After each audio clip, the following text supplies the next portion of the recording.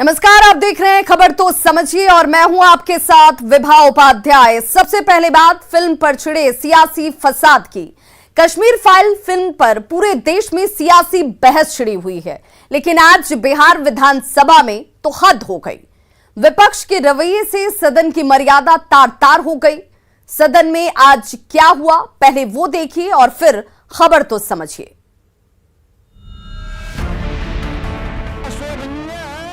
ये मानसिकता कहने के है, राष्ट्र के हित में नहीं है, मानसिकता कहने के है। बिहार विधानसभा में विपक्ष का जोरदार हंगामा। मानसिकता उचित नहीं है, ये बहुत गलत है। ये मानसिक स्पीकर की अपील भी बेअसर। मानसिकता कहने के है, विपक्ष ने फाड़े टिकट। मानसिकता कहने के है, बिहार विधानसभा में ये हंगामा किसी जनहित के मुद्दे को लेकर नहीं, नहीं है। ये बहुत बल्कि द कश्मीर फाइल्स फिल्म को लेकर है, कहने के है, जहां फिल्म का टिकट फाड़कर हवा में लहरा दिया गया। कहने के है। दरअसल डिप्टी सीएम तारकिशोर प्रसाद की ओर से द कश्मीर फाइल्स फिल्म को दिखाने की व्यवस्था की गई थी। विधानसभा में सभी विधायकों को फिल्म का टिकट दिया गया था, लेकिन विपक्षी विधायकों को ये रास नहीं आया। विपक्षी विधायकों ने पहले तो वेल में आकर विरोध जताया और उससे भी मन नहीं भरा तो टिकट फाड़कर सदन की मर्यादा तार तार कर दी। कहने के है, राष्ट्र के हित में नहीं है। ये इसलिए कि फिल्म के बहाने नफरत का टिकट बांट रहे हैं और विधानसभा आरएसएस के एजेंडा पर नहीं चलेगा। विधानसभा को हम भाजपाईकरण सांप्रदायिकरण करने नहीं देंगे। विपक्षी विधायकों ने कश्मीर फाइल्स का टिकट सदन के भीतर ही नहीं फाड़ा, बल्कि सदन के बाहर भी टिकट के पुर्जे पुर्जे कर विरोध जाहिर किया। विपक्ष के इस रवैये पर सत्ता पक्ष ने कड़ा ऐतराज जताया है। देखिए, अभी उन क्या सोचते हैं नहीं सोचते हैं। देश के अंदर जो घटना घटित हुई है कश्मीर फाइल्स के अंदर, उसी को प्रोड्यूसर ने, निर्माता ने दिखाने का काम किया है। उसको देखना चाहिए था जाकर के कि देश के इतिहास में क्या क्या हुआ है। फिल्म द कश्मीर फाइल्स में 1990 में कश्मीरी पंडितों पर हुए अत्याचार का सच दिखाया गया है, लेकिन सुनहरे पर्दे पर उतरे सच पर सियासत भी खूब हो रही है। पटना से न्यूज 18 के लिए शैलेंद्र कुमार की रिपोर्ट। कहने के है, राष्ट्र के हित में नहीं है, मानसिकता कहने के है। और ऐसे में खबर तो समझिए। कश्मीर फाइल सत्य घटना पर आधारित फिल्म है। इस फिल्म में कश्मीरी पंडितों के साथ अन्याय को दर्शाया गया है, दिखाया गया है, इसे उकेरा गया है। इस फिल्म पर कई धड़े इस वक्त आपको नजर आ रहे होंगे। आलोचकों का कहना है कि कश्मीरी पंडितों पर अत्याचार लालकृष्ण आडवाणी की रथ यात्रा से उपजे हिंदू मुस्लिम तनाव की वजह से हुआ। अब सवाल यह है कि कश्मीर जैसा अत्याचार किसी अन्य समुदाय के साथ देश के दूसरे इलाकों में आखिर क्यों नहीं हुआ। कश्मीर से राम रथ यात्रा तो गुजरी भी नहीं और इसे गुजरना भी नहीं था। यह कहा जा रहा है कि यह पलायन भी विश्वनाथ प्रताप सिंह की उस सरकार के दौरान हुआ जिसे 86 सांसदों वाली भारतीय जनता पार्टी भी समर्थन दे रही थी। बहरहाल अब थोड़ा तथ्यों की भी बात कर लेते हैं। ये तथ्य बहुत महत्वपूर्ण हो जाते हैं, जानना जरूरी हो जाता है, क्योंकि वीपी सिंह सरकार ने 2 दिसंबर 1989 को शपथ ली थी। बाहर से 141 सदस्यीय जनता दल की उस सरकार को 86 सदस्यों वाली भारतीय जनता पार्टी के साथ भी मिले हुए थे, जिनमें 54 सदस्यों वाला वाम मोर्चा भी समर्थन दे रहा था। वाम मोर्चे में सीपीएम शामिल था, सीपीआई की बात कर लीजिए, आरएसपी, फॉरवर्ड ब्लॉक, ये तमाम दल शामिल थे। विश्वनाथ प्रताप सिंह ने अपना सेकुलर चेहरा बनाने के लिए देश को पहला मुस्लिम गृह मंत्री दिया। वो थे मुफ्ती मोहम्मद सईद, वही सईद जिनकी बेटी है महबूबा मुफ्ती, जम्मू कश्मीर की पूर्व मुख्यमंत्री रही हैं, जो मुख्यमंत्री तो रही भारतीय राज्य जम्मू कश्मीर की, लेकिन बात हमेशा वो करती रही पाकिस्तान की। जरा आगे बढ़ते हैं और द कश्मीर फाइल्स के बहाने भाजपा पर सवाल उठाने वालों को यह भी जान लेना चाहिए कि कश्मीर घाटी में 1989 में इतने अच्छे हालात थे कि इन्हीं मुफ्ती साहब की एक और बेटी है रूबिया सईद, पेशे से डॉक्टर हैं। मुफ्ती सईद के गृहमंत्री बने 2 दिसंबर 1989 को और इसके ठीक 6 दिन के बाद श्रीनगर से इनकी बेटी रूबिया सईद का अपहरण कर लिया जाता है। अपहरण किया गया पाकिस्तान समर्थक आतंकियों की तरफ से और 5 दिन तक इस अपहरण कांड का ड्रामा चलता रहा। बदले में 5 आतंकी 13 दिसंबर को छोड़ दिए जाते हैं, उन्हें रिहा किया जाता है और 2.5 घंटे के बाद रूबिया सईद को आतंकियों ने रिहा कर दिया।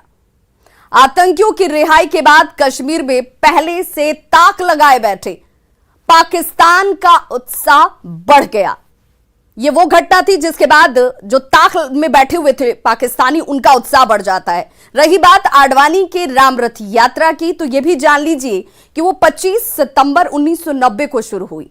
30 अक्टूबर को समस्तीपुर में तब के डीएम राजकुमार सिंह और अब के केंद्रीय बिजली मंत्री राजकुमार सिंह के हाथों गिरफ्तारी के बाद यह रथ यात्रा थम गई थी।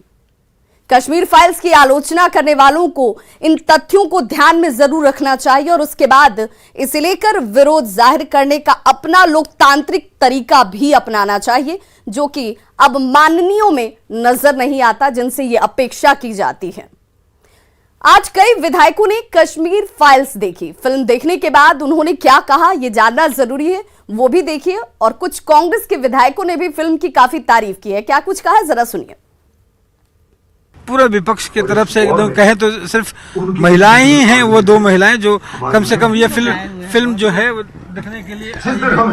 देखिए, फिल्म को फिल्म की तरह से देखना चाहिए और जो घटनाएं घटी है निश्चित रूप से फिल्मकार उसको प्रदर्शित करते हैं, दिखाते हैं। हम लोग तो उस पार्टी के हैं, बलिदानी पार्टी, कांग्रेस पार्टी जो है बलिदानियों की पार्टी है। महात्मा गांधी हैं, उनका भी वही है, अपराधियों ने, आतंकियों ने, जो भी कह लीजिए, उनकी हत्या की। इंदिरा गांधी जी की हत्या की भिंडरवाला ने, फिर एलटीटीई के समर्थकों ने हमारे लोकप्रिय नेता राजीव गांधी जी की हत्या की।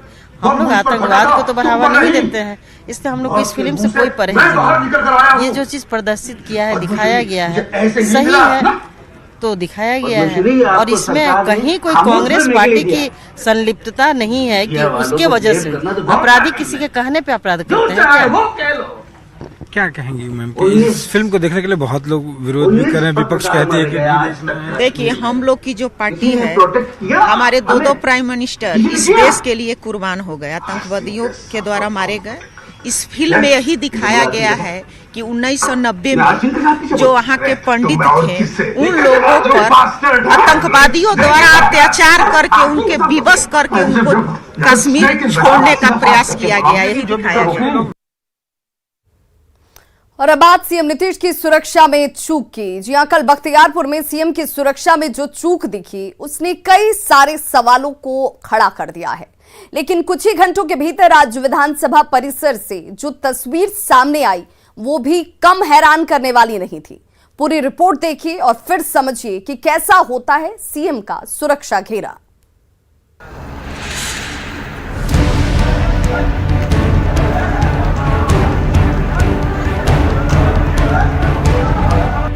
सीएम नीतीश कुमार की सुरक्षा में चूक की यह तस्वीर रविवार की है,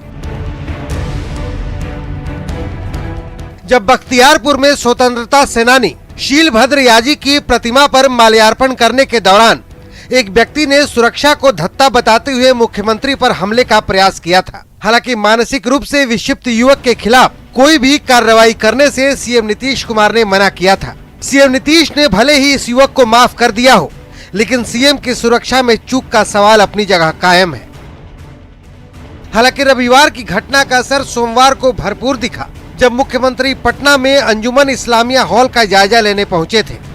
सीएम का घेरा इतना मजबूत कर दिया गया कि किसी भी बाहरी व्यक्ति को आने नहीं दिया गया था। जिधर भी सीएम जा रहे थे, सुरक्षा कर्मी पहले से ही उन्हें घेर लेते थे, जैसा कि आप तस्वीरों में देख सकते हैं। लेकिन सीएम की सुरक्षा में उठे सवालों के बीच ये तस्वीर हैरान करने वाली है। ये तस्वीर हैरान इसलिए करती है क्योंकि विधानसभा की कार्यवाही के दौरान धारा 144 लगी रहती है। बावजूद इसके बड़ी संख्या में ग्राम रक्षा दल के लोग परिसर में पहुंच गए और जमकर नारेबाजी की। अचानक हंगामा देखकर कुछ देर के लिए पुलिस के भी पसीने छूट गए। मोर्चा संभालने के लिए खुद सिटी एसपी को आना पड़ा। मामले को शांत कराने के दौरान काफी हंगामा भी हुआ। ग्राम रक्षा दल के लोग मानदेय की मांग कर रहे थे। मानदेय नहीं मिलने की वजह से वो प्रदर्शन कर रहे थे। सवाल ये है कि जब विधानसभा के आसपास धारा 144 लागू रहती है, तो फिर प्रदर्शनकारी परिसर तक कैसे पहुंचे? पटना से न्यूज़ 18 के लिए आनंद अमृतराज की रिपोर्ट। और इसीलिए आपको जानना जरूरी है कि मुख्यमंत्री का सुरक्षा घेरा आखिर कैसा होता है। इसे समझने के लिए आपको कुछ तथ्यों को जानना होगा। सीएम की सिक्योरिटी कई लेयर में होती है, कई स्तरों पर इस सुरक्षा को चाक चौबंद बनाया जाता है और सबसे नजदीक रहती है सीपीटी की टीम। जी हां, यह सीपीटी की टीम सुरक्षा देती है सबसे मजबूती से। मुख्यमंत्री की सुरक्षा में लगभग 600 लोग तैनात रहते हैं। एसएसजी यानी कि स्पेशल सिक्योरिटी ग्रुप इसके लिए होता है और एसएसजी यानी कि स्पेशल सिक्योरिटी ग्रुप की अलग से ट्रेनिंग होती है। एसएसजी स्पेशल ब्रांच में आता है। तेज तर्रार युवा ही इसमें रखे जाते हैं। मुख्यमंत्री बाहर निकलते हैं तो 40 से 50 जवान जो हैं वो सुरक्षा में उनके इर्द गिर्द मौजूद होते हैं और उनकी सुरक्षा कई लेयर में होती है। इसमें बीएमपी, स्थानीय पुलिस के अलावा एएसएल यानी कि एडवांस सिक्योरिटी लाइजनिंग ग्रुप के साथ ही CPT close proximity group team भी होती है। सीपीटी की वो टीम है वो जो मुख्यमंत्री नीतीश कुमार के आसपास आपको नजर आती है और सीपीटी के लोग ही मुख्यमंत्री को हाथों से चारों ओर से घेरे हुए आपको दिखते होंगे। इसके अलावा स्क्वाड की टीम भी शामिल होती है जो सुरक्षा घेरे को और ज्यादा मजबूत करती है। इसीलिए इतने तरह के सुरक्षा घेरे को तोड़ते हुए अगर कोई युवक मुख्यमंत्री तक पहुंच जाता है तो यह सुरक्षा में बड़ी चूक है और चिंता का सबब भी है। और इसीलिए आज जब मुख्यमंत्री नजर आए तो सुरक्षा घेरा और ज्यादा चाक चौबंद और पुख्ता नजर आया। जाहिर है चूक की वजह से ही सीएम की सुरक्षा में सेंध लगी।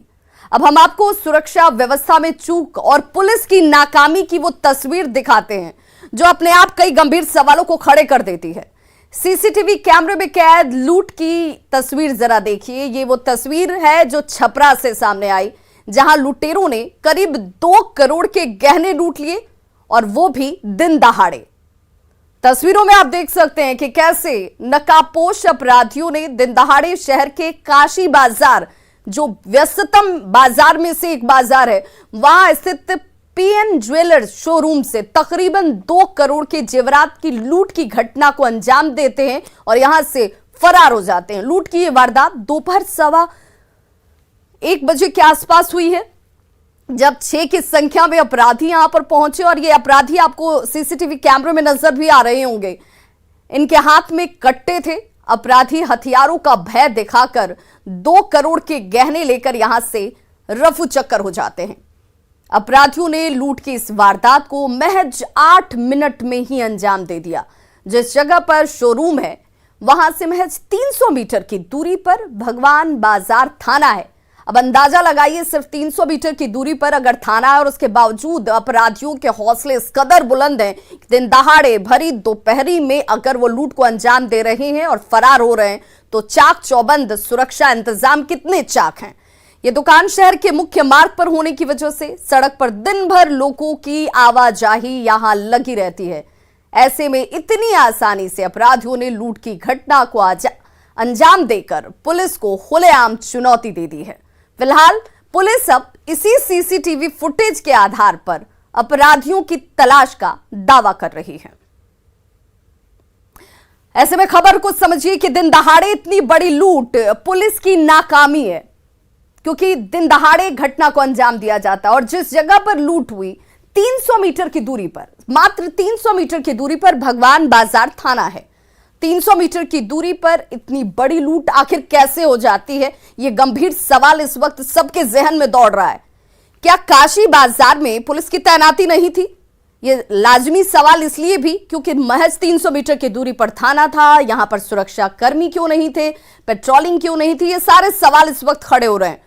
दिन दहाड़े 2 करोड़ के गहने की लूट को अंजाम कैसे इन लुटेरों ने दे दिया, वो भी बिना डर के निश्चिंत होकर यहां पर पहुंचते हैं और सिर्फ महज 8 सेकंड के अंदर पूरी घटना को अंजाम देने के बाद ये यहां से फरार हो जाते हैं। महाराष्ट्र के पिंपरी चिंचवड़ के पुलिस कमिश्नर कृष्ण प्रकाश ने स्टिंग ऑपरेशन कर ठगी करने वाले एक शख्स को रंगे हाथों पकड़ लिया। आरोपी शख्स रोशन संतोष बागुल जमीन विवाद सुलझाने के नाम पर लोगों से लाखों रुपए की ठगी करता था। लोगों को झांसा देने के लिए पुलिस कमिश्नर कृष्ण प्रकाश के साथ मुंबई के सह पुलिस आयुक्त विश्वास नांगरे पाटिल के नाम का इस्तेमाल भी करता था। आरोपी रोशन बगुल के फर्जीवाड़े की जानकारी तब मिली जब एक पीड़ित ने कृष्ण प्रकाश से संपर्क किया।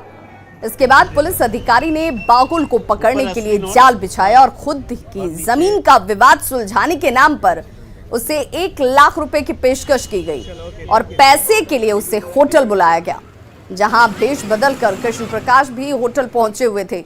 और जैसे ही संतोष ने होटल में पैसे लिए, सामने बैठे पुलिस कमिश्नर कृष्ण प्रकाश ने उसे रंगे हाथों गिरफ्तार कर लिया। इस दरमियान बागुल ने 2 महिलाओं को भी होटल में बुलाया हुआ था, जिन्हें पुलिस ने बागुल के साथ गिरफ्तार कर लिया। मैंने एक साधारण व्यक्ति का वेश बनाया जो थोड़ा बहुत नशा करता है या जिसको थोड़े बहुत अपंगत्व आया हुआ है, और मैंने उसके लिए अपने वेश को बदलने के लिए इतना ही किया कि बड़ा मास्क पहना, मैंने चश्मा पहना जो मैं नहीं पहनता हूँ, मैंने कैप पहना जो मैं नहीं पहनता हूँ, और मैं अपने शरीर को इस तरह से झुकाकर चल रहा था कि होटल में किसी को भी शक नहीं आया कि मैं कृष्ण प्रकाश या सीपी हूँ इस इलाके का। तो खबरों का सिलसिला लगातार जारी है। आप देखते रहिए न्यूज़ 18 बिहार झारखंड।